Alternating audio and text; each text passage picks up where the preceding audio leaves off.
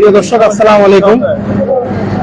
আপনাদেরকে Habib media Facebook page থেকে যুক্ত করেছি। এখানে আমি অবস্থান করছি ফটিকছড়ি নাজিরহাট পৌরসভার 3 নং ওয়ার্ড রশিদি পুকুর পারে। আমি যে রাস্তা থেকে আপনাদেরকে যে পানিগুলো দেখাচ্ছি, এগুলো আসলে কোনো খাল বিল নদীর পানি না।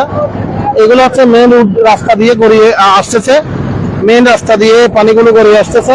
আপনারা দেখুন, দুরুন খালের খাল ভাঙে নাই, আল্লাহ রাব্বুল আলামিন এখনো পর্যন্ত মজবুত রেখেছে।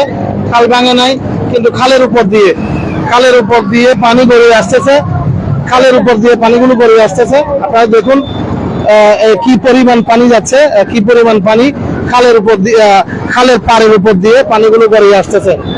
আল্লাহ না করুক, যদি খাল ভেঙে যায় তাহলে ফটিকছড়ির কি অবস্থা হবে।